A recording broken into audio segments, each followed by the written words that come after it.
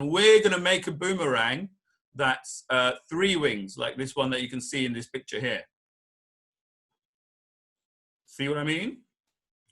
What I did was I drew it myself with a ruler and pencil, and all the dimensions are there that you need on the template that I send you, because all you need to draw is an equilateral triangle in the middle with some lines radiating out to make the 3 things.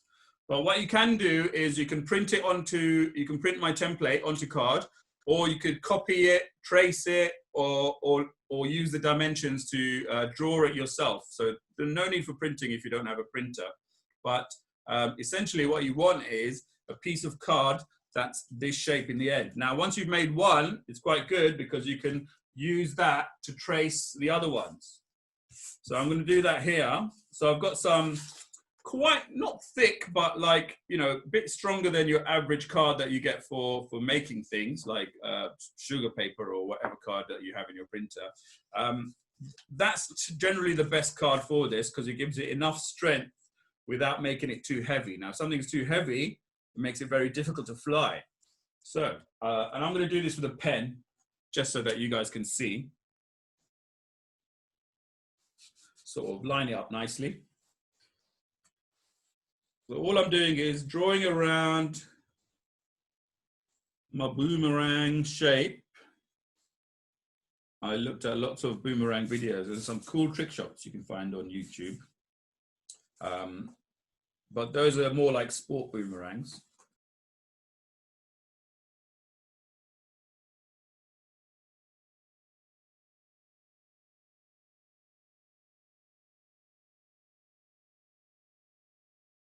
So what I've done is I've drawn around my boomerang, and importantly, I've made a mark where the halfway point of each semicircle is on each boomerang. Because what I'm going to do then is, using a ruler, draw a line from the halfway point to the next corner of the triangle, and that's going to be where we fold our boomerang.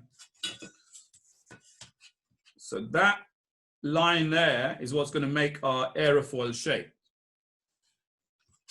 Now again, I would do this in pencil because you can't see it as well, but I'm doing it in pen so that you guys can all see what I'm doing.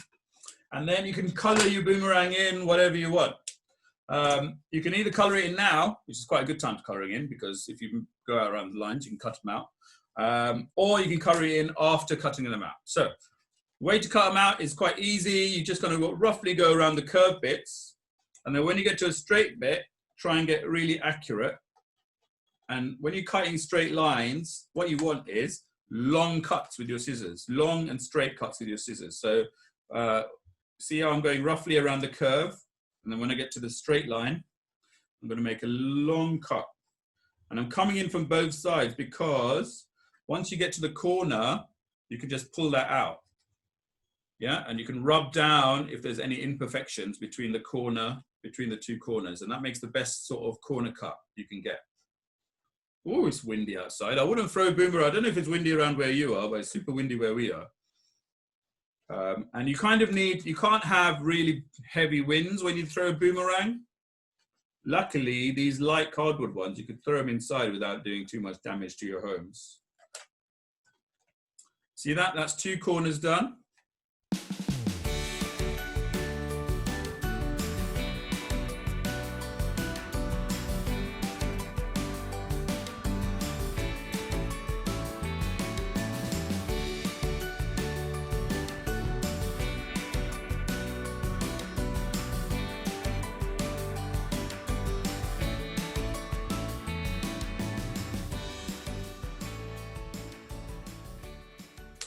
Excellent. So now I've got my flat boomerang, but at the moment, if I threw it, that's not coming back. That's just going. It's going, going, gone. So we have to make these folds. How are we going to do that? Very easily. You can use a ruler, a book, any sort of straight edge that you have. You line it up with the folding line that you've drawn and just pull up the card a little bit. Like that. See that?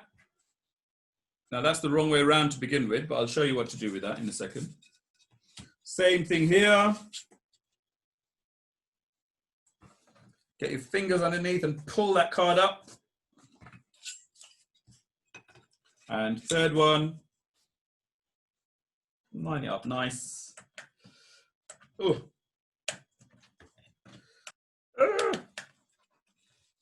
Why would you do that to me?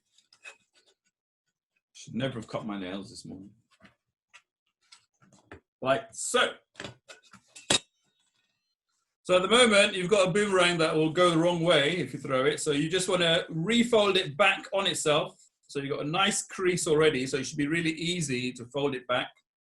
And you don't want to fold it 90 degrees, guys. If you have it 90 degrees, like this, can you see that? Yeah, like that. That's not going to work. You kind of want a little fold like that. Can you see the aerofoil shape I'm making? That's what you want. So for all three sides, you kind of make that aerofoil shape. And it doesn't have to be flat on the bottom, this one. And that's it, simple as that, right? Now you guys can, obviously, because it's so quick and easy to make, it means that you can make quite a few and you can change things that you want. Like you can make it longer, you can give it more arms if you want, you can give it less arms if you want and see how that works. But let me show you how to throw it. So what you want to do is, you want to start by holding it, your thumb and middle finger around the center of that semicircle. Yeah? And then your index finger grabs onto the edge of the wing. And as you throw it, you kind of want your finger to pull the boomerang around. Yeah? And if you do that, you get extra spin on the boomerang, and that's what causes it to come back. Watch this, guys. This is me trying this out a bit earlier when I made this. The important thing is to flick it around with your finger, your forefinger, as well as throw it. So therefore, you've got both the momentum of it going forward and the lift of you spinning it to make it go up.